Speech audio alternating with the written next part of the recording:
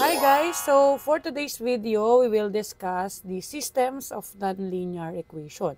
So again, when we say systems of nonlinear equation, so ang i-deal na natin dito is yung ating mga equations na ang highest degree ay more than 1, no?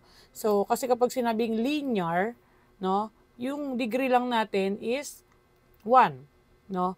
But ngayon, when we say nonlinear, ito na yung ating mga squared, cube, no?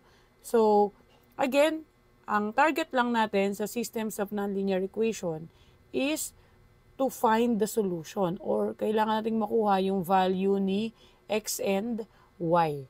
Okay, so for this lesson, dalawa lang yung method na gagamitin natin in solving systems of nonlinear equation, which is the first is the elimination method.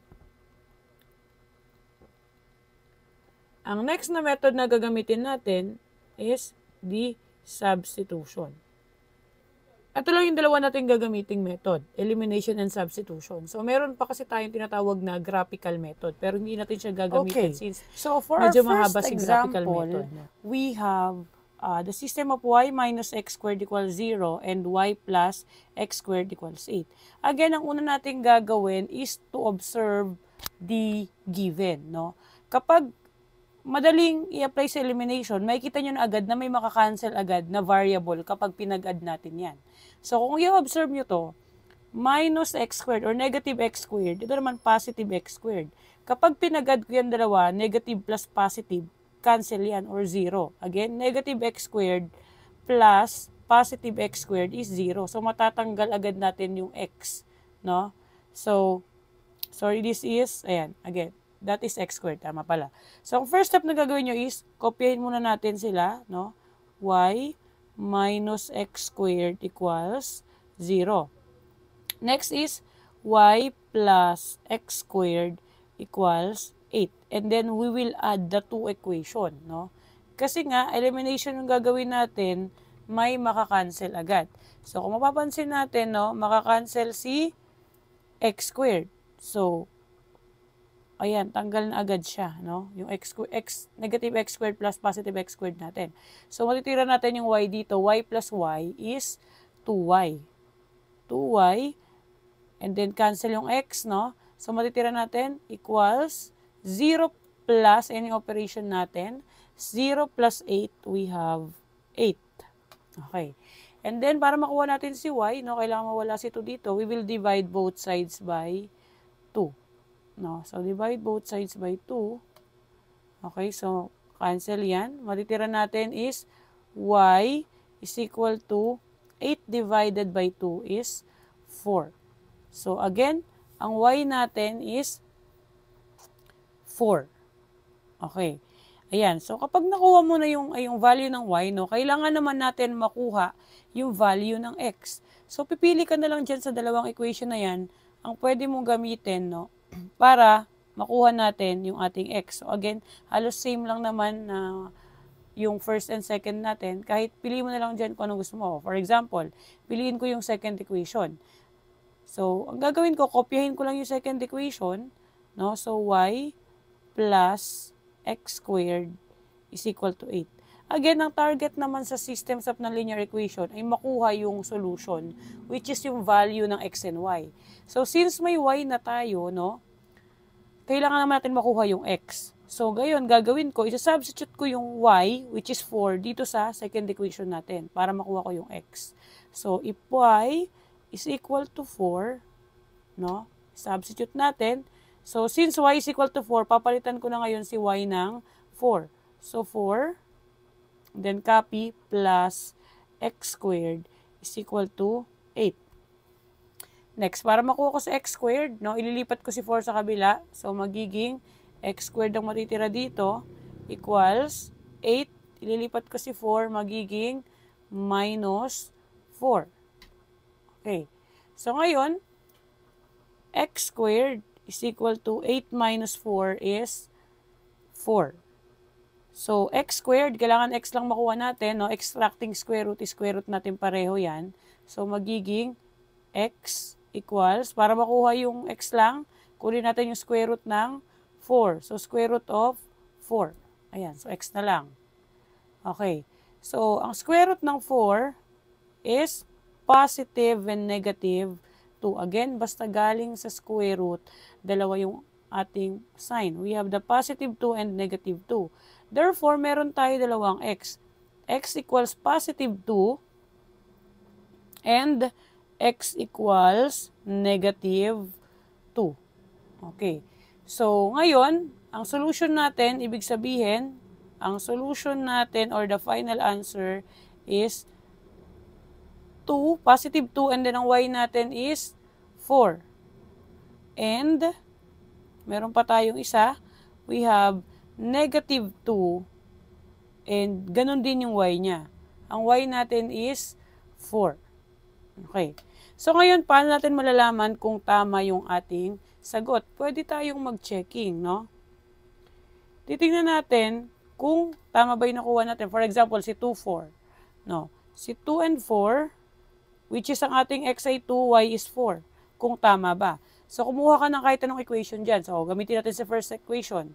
Y minus x squared is equal to 0. So, let's use the first equation para ma-check lang, no? Optional naman yun sa checking. Kung gusto nyo lang i-check yung sagot nyo kung tama.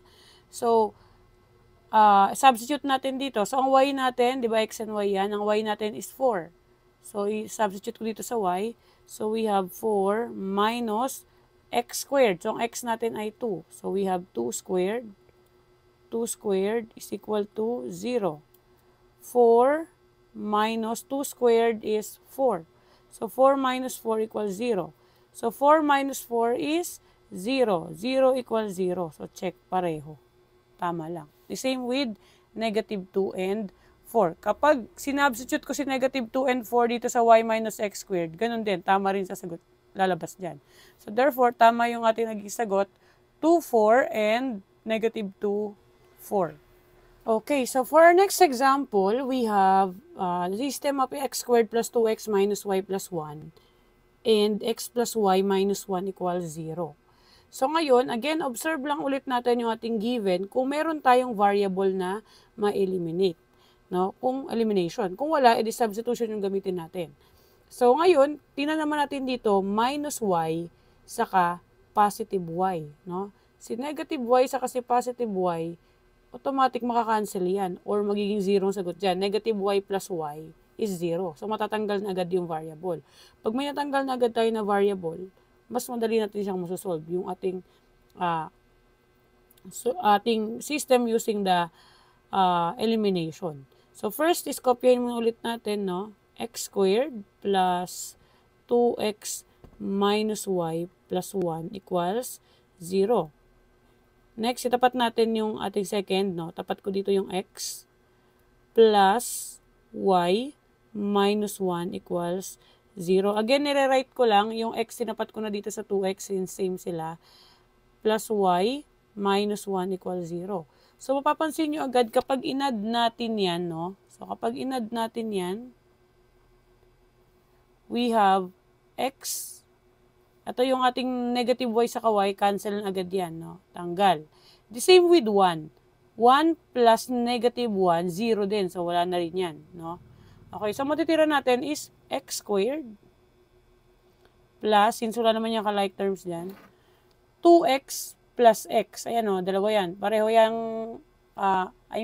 similar terms sila. 2x plus x is 3x. 3x equals 0. Ayan, 0 plus 0, di 0 pa rin. Next, kailangan natin masolve si x. Ang common kay x squared and 3x, pareho silang mayroong x. So, ngayon, common monomial factor, ilabas natin yung common sa kanilang x. No? Pag nilabas natin yan, no, sa x squared, pag nilabas ko yung isang x, ang matitira na lang dyan ay isang x. Plus 3x, kapag nilabas ko yung isang x, 3 na lang yan, no? Kasi 3x. So, labas na natin yung x. Equals 0. So, it means ito na yung ating factor, no? X times x plus 3. So, ibig sabihin, pwede ko na sila paghiwalayin. So, x, equate ko na yan kay 0. Ayan, no? Pinaghiwalay ko lang. X equals 0. Tapos, yung x plus 3. X plus 3 equals 0. Again, pinaghiwalay lang natin yung x saka x plus 3. Since pareho naman sila nakikita sa 0, ayan, x equals 0, ito siya, tapos x plus 3 equals 0. Okay? So, as is na to, ang isa nating x ay 0. No? And dito, x plus 3 equals 0. Ilipat natin yung 3 sa kabila. So, magiging x equals positive 3. Pag nilipat, magiging negative 3. So, ito na yung dalawa nating x. X equals 0 and x equals negative 3. Ngayon, kailangan nating makuha yung y. No? So, pili na lang tayo dito sa dalawang equation yung mas madali. So, ang mas madali dyan, itong second, no? Kasi walang squared. X plus y minus 1 equals 0. So, kukunin lang natin yan, no? Although, kahit alin naman dyan, sa dalawang equation na yan. Pero, dun na kayo sa mas madali. X plus y minus 1 equals 0. Yan yung mas madaling equation. Isa-substitute natin ngayon si 0 para makuha si x. Si y, sorry. If x equals 0, substitute natin yung 0 ha. Ito yan, di ba 0? Para makuha yung kapartner niya. If x equals 0, substitute natin sa x ay 0. Ayan, x equals 0. So, magiging 0 plus y minus 1 equals 0. So, 0 na yan. Natira na lang natin ay y. Ilipat natin si negative 1 sa kabila. So, matitira na lang natin dito sa kanan ay y is equal to, again, 0 wala na. Hindi ko na nilagay. Y, si minus 1, ililipat natin sa kabila, magiging positive 1. So, y is 1. So, therefore, if x is 0, y is 1. So, ang una nating solution ay, if x is 0, y is 1. Diba? Sa ordered pair, ganyan naman. Mauna si x, tapos y. Okay. But, meron pa tayo isang x. If x is equal to negative 3. So, if x equals negative 3, isubstitute ulit natin sa napili nating equation. X plus y. Again, dito pa rin sa dalawa yan, sa given. So, x plus y minus 1 is equal to 0. Isubstitute natin si negative 3. So, dito kay x, para makuha yung kapartner niya na y. So, negative 3. If x is negative 3, so substitute natin dito, negative 3 plus y minus 1 equals 0. Again, si y lang matitira sa kaliwa, ililipat natin si negative 3 sa kasi negative 1. So, pag y na lang natira dito, equals, ilipat natin si negative 3 sa kabila, magiging positive 3. Okay? Then, si negative 1, ilipat din natin sa kanan, magiging positive 1. So, plus 1. So, y is equal to 3 plus 1. Again, ilipat si 3 sa kanan, naging positive. Si negative 1, ilipat sa kanan, naging positive. So, ang answer natin, y is equal to 3, y is equal to 3 plus 1. So, y is equal to 3 plus 1. So, ang sagot natin dito ay 4. So, again, if x is negative 3, y is equal to 4. So, ang solution natin dito, if x is negative 3, y is positive 4 or 4. So, ang solution natin, ang sagot natin, the solution is, the solution are 0, 1, and negative 3 and 4. So, yun ating sagot for this given. Okay, so for our third example, we have the system of y is equal to negative x cubed plus 3x squared plus x minus 3. And then we have the y is equal to x minus 3. So again, observe lang yung ating equation o yung ating given kung may pwedeng ma-eliminate. So, kapag magkaiba ng sign, positive x and positive x, so pareho silang positive, so hindi natin ma-eliminate. The same with y, magkapareho. So, ngayon, negative 3, ganoon din naman. No? Pero doon tayo sa variable mag-focus.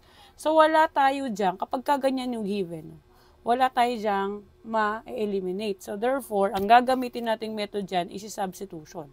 Madali naman malaman kapag substitution, obvious naman. Ayan. For example, nakalabas na pareho yung y. No? Pero hindi palaging ganyan. So, ibig sabihin, itong second equation na mas maikli, isa-substitute natin yung x minus 3 dun sa value ng first.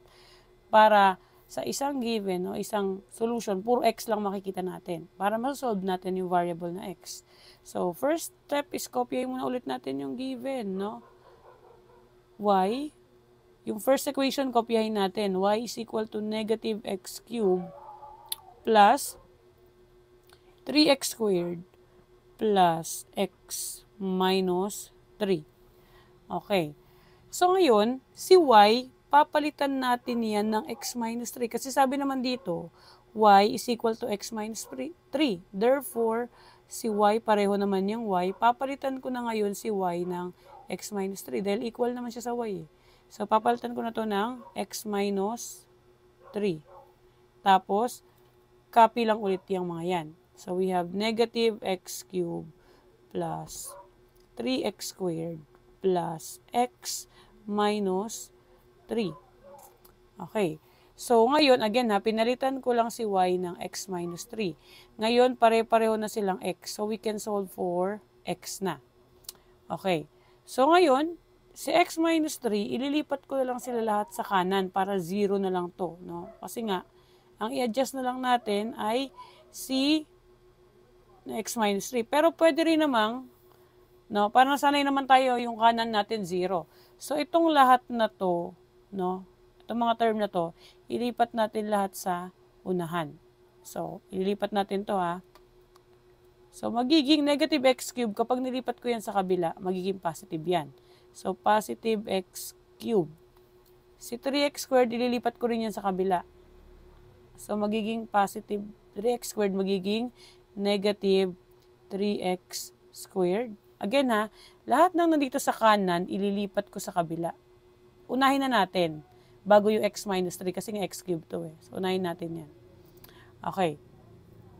So, negative x cubed magiging positive x cubed. Si 3x squared magiging negative 3x squared. Si plus x magiging minus x. Si negative 3 magiging plus 3. Tapos, kopyahin na natin to si x minus 3. Nalipatan natin lahat eh. X, so plus x yan. Plus x. Ito, minus 3, so minus 3 pa din yan. Hindi magbabago yung sign. Nandyan sila sa left eh. Ang nag-adjust lang naman si kanan. Ililipat natin sa kaliwa. Since nilipat natin lahat sa kaliwa, ang matitira na lang dyan sa kanan ay 0. Ganyan na siya. Again, si x, negative x cubed, nilipat natin sa kabila, kaya naging positive. Si positive 3x squared, naging negative 3x squared. Si plus x, naging minus x. Si negative 3, naging plus 3. Tapos, kinopya ko yung original na nasa left, which is x minus 3. So, plus x minus 3 equals 0. And then, combining like terms, si 3 minus 3, 0. Si negative x plus x, 0. So, ibig sabihin, tanggal na tong apat na to. Bakit? Negative x plus x, 0. Positive 3 minus 3, 0. So, ang natira natin ay x cubed minus 3x squared is equal to 0. No? So, ngayon, ang common kay x cubed saka 3x squared ay pareho silang merong x. Yung pinakamataas na pwede nilang ibigay is x squared. Kasi x squared lang kaya nitong ito na x. Ito, x cubed naman siya. So, kaya naman. No? Okay. So, ngayon, ilalabas ko na yung common sa kanila, which is si x squared. So, kapag nilabas yung x squared, bakit x squared? Ayun lang yung highest nito, x squared. Ito, x cubed naman to. So, x cubed, kapag nilabas ko yung x squared niya, ang matitira na lang dyan, no, nakalabas yung x squared, isang x na lang. So, x na lang tayo. Dito naman, then copy yung minus. Sa 3x squared, common monomial factor, ang ilalabas natin ay x squared. So, ang matitira na lang dyan ay 3. So, equals 0. Therefore, meron tayo dalawang factor, x squared times x minus 3 equals 0. Kaya dun sa unang example, paghihiwalayin lang natin sila. So, meron tayong x squared is equal to 0. And then, meron tayong x minus 3. No? Tanggalin na natin yung parenthesis. Meron tayong x minus 3 equals 0. Okay, again. X squared equals 0 and then x minus 3 equals 0. So, para makuha yung x, no, kukunin lang natin yung square root ng 0. So, x equals square root ng 0. Ang sagot pa rin natin dyan ay 0. Next, dito. X equals, ililipat lang natin si negative 3, magiging positive 3. So, meron tayo dalawang x. X equals 0 and x equals positive 3. So, gagamitin natin tong x equals 0 and x equals 3 para makuha si y. So, ang madaling equation, pili lang ulit tayo dyan. Ang madali dyan yung second equation kasi may kli lang. So, kopyahin natin dito, y is equal to x minus 3. Ano kaya ang value ng y kung ang x ay 0? So, if, ano yan, x minus 3. Ayan. If x equals 0, ito yan, di ba? So, y is equal to, substitute natin yung 0 sa x. So, we have 0 minus 3. So, 0 minus 3 is negative 3. So, y is equal to negative 3. Okay. Ibig sabihin, if x is 0, y is negative 3. So, ang solution natin dyan ay meron tayong 0 and 3. Dito naman, yung next natin, if x is equal to, yung pangalawa nating x which is 3. If x is 3, no, so gamitin natin pa rin yung second equation kasi madali. Y is equal to x minus 3. Okay, gamitin natin yung second.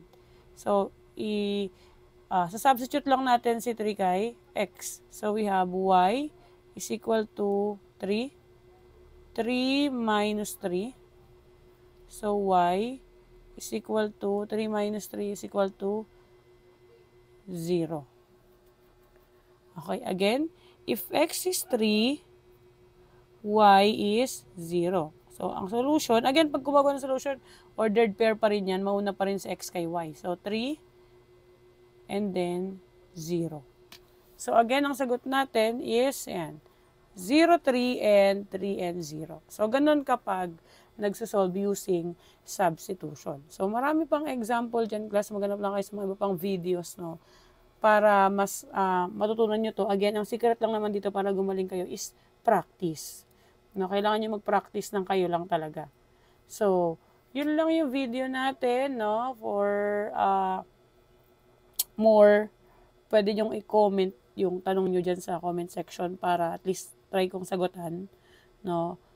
So, yun lang. Thank you so much for watching and please subscribe and paki-share ito sa mga classmate nyo or sa mga kilala nyong nangangailangan ng tutorial na ito. Thank you so much. Goodbye.